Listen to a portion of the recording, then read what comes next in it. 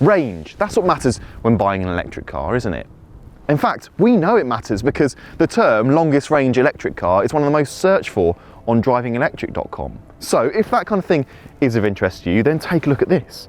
This will do 453 miles on a charge. This is the Mercedes EQS.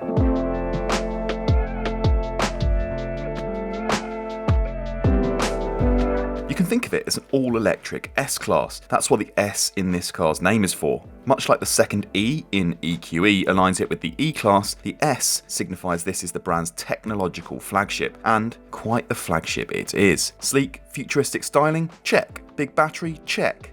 Rear axle steering? Check. 3 screens? Check, check, check. Okay, Hyperscreen, as Merc calls it, is an option, and an £8,000 one at that, but come on. If you're buying an EQS, you've got to do it properly, and this is the car's absolute party piece. And it's not nearly as distracting or overwhelming to operate as you might think. And it's covered by this single piece of glass, but there's actually 3 displays hidden behind it.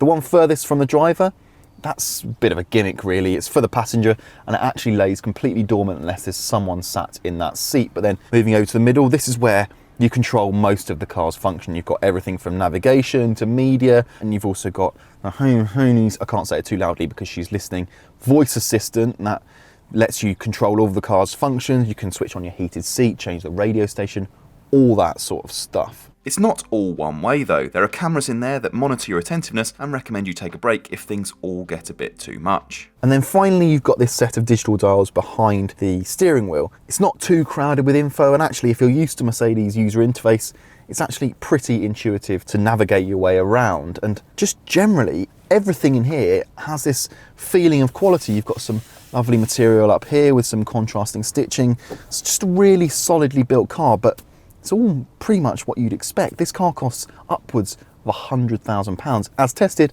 £121,000. We won't dwell on the specs for too long. Even the entry-level AMG line car gets 20-inch wheels, a panoramic roof and heated, full leather seats front and rear. Then there's AMG Line Premium and AMG Line Premium Plus, bringing extra cameras, a better stereo, and luxuries like a head-up display. You'll need one of these trims, or indeed the full-fat AMG 53, if you want to add the £8,000 Hyperscreen that we've just drooled over.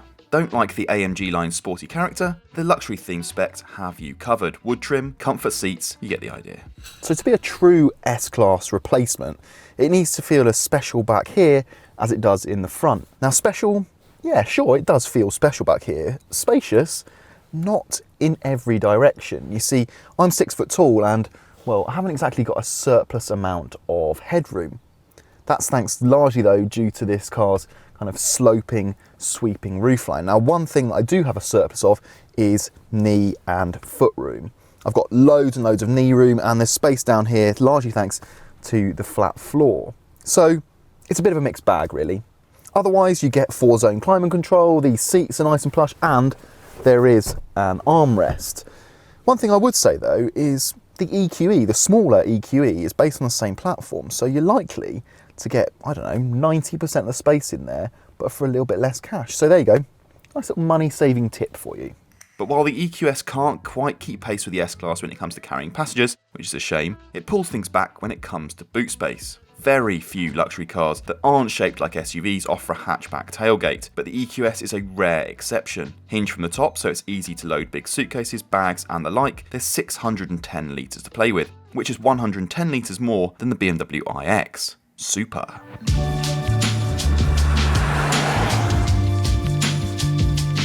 And the next S-Class comparison, does it feel like a flagship to drive? Well, yeah, it does. It's incredibly quiet in here, and that's handy really. If you're going to be spending 300 or 400 miles behind the wheel without stopping, then you want this to be a really relaxing car to drive, and it absolutely is. The EQS offers unrivaled refinement. It is whisper quiet at slow speeds, and there's only a tiny little bit of wind noise from around the A-pillars on the motorway. Getting to those speeds is no trouble at all. Even in the basic EQS 450, 0 to 62 takes 6.2 seconds. We don't get the four-wheel drive 580 here, but there's an AMG if this one's not quick enough for you. Of course, this being a showcase of everything Mercedes has in its arsenal, it's loaded with safety and driver assistance systems. Cars still can't quite drive themselves, not yet, but the EQS comes damn close. Ride comfort is fantastic 90% of the time, and the only thing that really upsets this car's composure is really deep potholes, but you'd expect that. But honestly, you're not going to take issue with the way this car rides. And how about handling? Well, this is a big car, so it's never going to feel like the most nimble thing on the road, but the rear axle steering does a pretty good job of hiding this car's bulk. The steering, it is light, but body control, pretty good. That rear axle steering though is actually more impressive and more handy in town, where you can turn this thing in about the same space you can a Renault Zoe, and this thing is over 5 meters long. And then the only other thing to mention is the regenerative brakes. It's always been a Mercedes electric car. Strong point it was in the EQC, and it's the same here. There's an adaptive setting which works pretty well, but if you want to take control, you can adjust it using these steering wheel paddles and then just modulate it using the accelerator pedal. And that's probably a good thing, because like the EQC, the EQS doesn't offer the most consistent or responsive brake pedal feel. So it's good that you can do most of your driving without it, as odd as that might sound. Given this is, at the time of filming, the longest range electric car available in the UK, it'd be remiss not to once again reference that skeptic silencing 453-mile official range. Look, we've not been getting quite that, especially with the outside temperature hovering around 5 to 6 degrees, but you can reasonably expect upwards of 380 and maybe even 400 miles in the colder months. And if that's not enough, the EQS will recharge its 107.8 kWh battery at up to 200 kilowatts. So 10 to 80% is no trouble at all, and doable in just over half an hour. But big batteries, the EQS has the equivalent of 4 Fiat 500 batteries hidden under the metalwork, mean longer charging times. A 7 kilowatt wall box will fully recharge a Mercedes in 17 hours, so just factor that in if you're going to need maximum range day after day. The Mercedes EQS is an impressive thing. It may not be as spacious in the back as an S-Class, but otherwise it's everything we expect an electric flagship to be. Yes, it's expensive, and yes, very few of us will ever be able to afford one, but let's not write it off on price alone. You see, some of the features that we once saw on the S-Class, they become standard fit on the E-Class, the C-Class and the A-Class. So stuff like the Hyperscreen, that's already trickling down the range. Mercedes is planning an EV in every segment by 2025, so the stuff you see on this, you may soon find on your family SUV, including, maybe, that 400-mile range.